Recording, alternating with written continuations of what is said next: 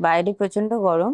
আমরা সকলেই গরমে হিমশিম খাচ্ছি, তবুও সব থেকে বেশি সমস্যায় পড়ছেন বয়স্ক মানুষ, গর্ভবতী মহিলা এবং শিশুরা।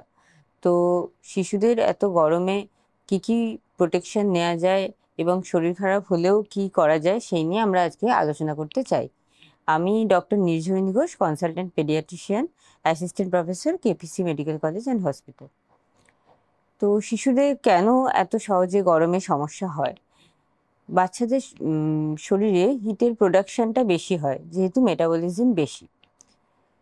তাছাড়াও বাচ্চাদের শরীরে যে ঘর্ম গ্রন্থিগুলো থাকে সেইগুলো থেকে ঘাম বা সোয়েটের যে প্রোডাকশনের রেট সেটাও বড়দের তুলনায় কম। বাচ্চাদের ওজনের তুলনায় তাদের সারফেস এরিয়া বেশি হওয়ার জন্য বেশি হিট অ্যাবজর্বও করে।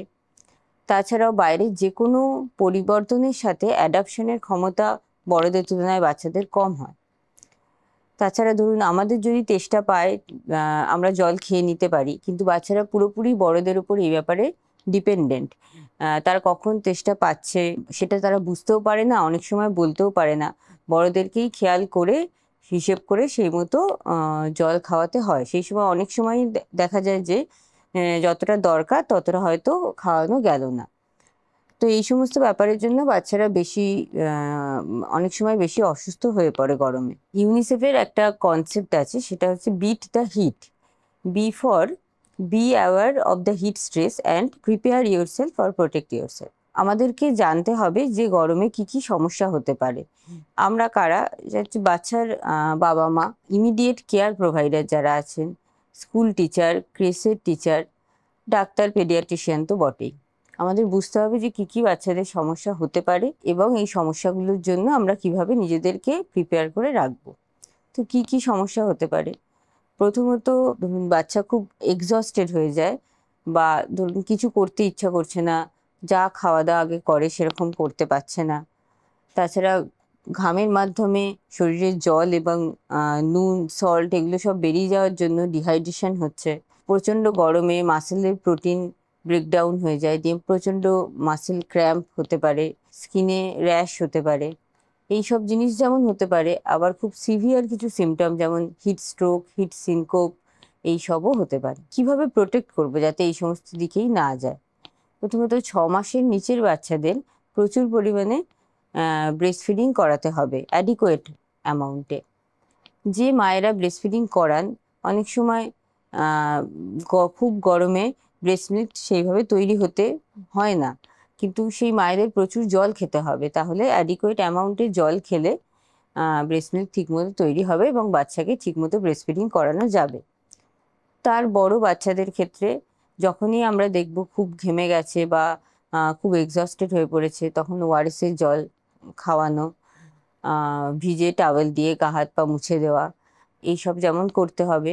তেমনি স্কুল যাওয়ার সময়ে বাচ্চাকে ভালো করে কাভার করতে হবে সুতি বা কটনের ড্রেস দিয়ে। টুপি বা ধরুন সানগ্লাস, সানস্ক্রিন এগুলো ইউজ করতে হবে। এই গরমে যখন স্কুল খোলা থাকবে, অনেক সময় ছুটি পড়ে যায়, যখন স্কুল খোলা থাকবে তখন কিছু জিনিস মাথায় রাখা যেতে পারে, যে বাচ্চাদের ড্রেস কোডটা হয়তো একটু চেঞ্জ করে দেওয়া হলো, সেই সময় টাই বা জ্যাকেট এই সমস্তগুলো পরে যাওয়ার প্রয়োজন নেই। সেখানে স্কুলে ধরুন টুপি বা একটু কটনের ড্রেস, একটু খোলা জুতো এগুলো অ্যালাউ করা হলো। স্কুলে প্রতিটা ক্লাসে ওআরএস বা জলের স্টেশন রাখা হলো। 30 মিনিট 40 মিনিট পর পর একটা ওয়াটার ব্রেক দেওয়া হলো, যাতে সেই সময় বাচ্চারা বারবার জল খেতে পারে।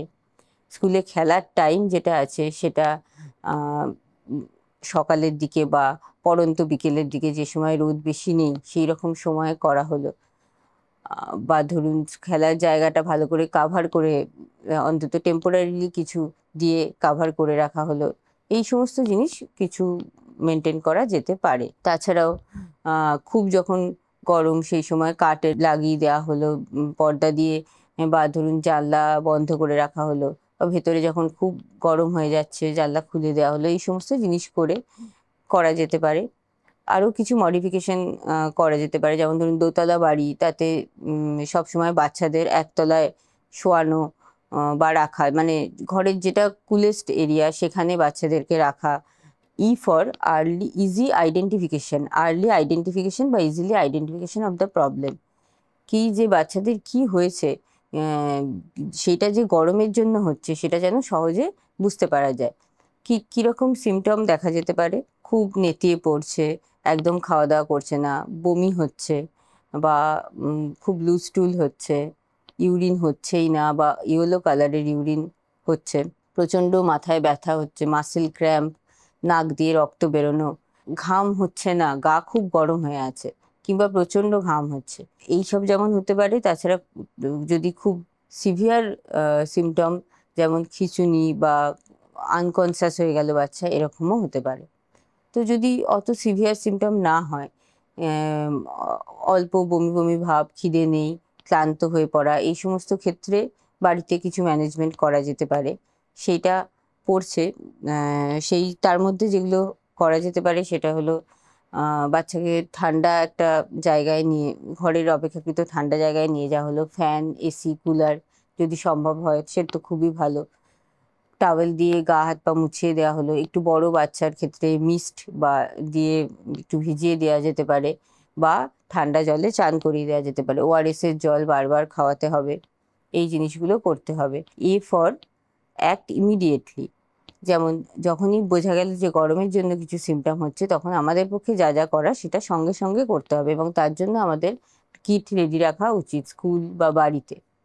এইবার যদি খুব সিভিয়ার সিমটম হয় তখন আমাদের তাকে হসপিটালে নিয়ে যেতে হবে। Take the baby to health care facility. তাছাড়াও ধরুন প্রচুর যখন যেহেতু এখন প্রচুর গরম পড়ছে, পরিবেশের তাপমাত্রা এত বেড়ে গেছে, সেক্ষেত্রে প্রচুর গাছ লাগানো, বা গরমের পূর্বাভাসের আগেই ওয়াটার স্টেশন রাস্তায় প্রচুর করা, বা কিছু কিছু যতটা সম্ভব শেড বা ক্যানোপি টেম্পোরারি ভাবে তৈরি করা যায় সেগুলো করা, এই সমস্ত জিনিস যদি থাকে তাহলে সব মানুষের জন্যই ভালো হবে। আপনারা সবাই ভালো থাকুন, বাচ্চাকে নিয়ে সুস্থ থাকুন।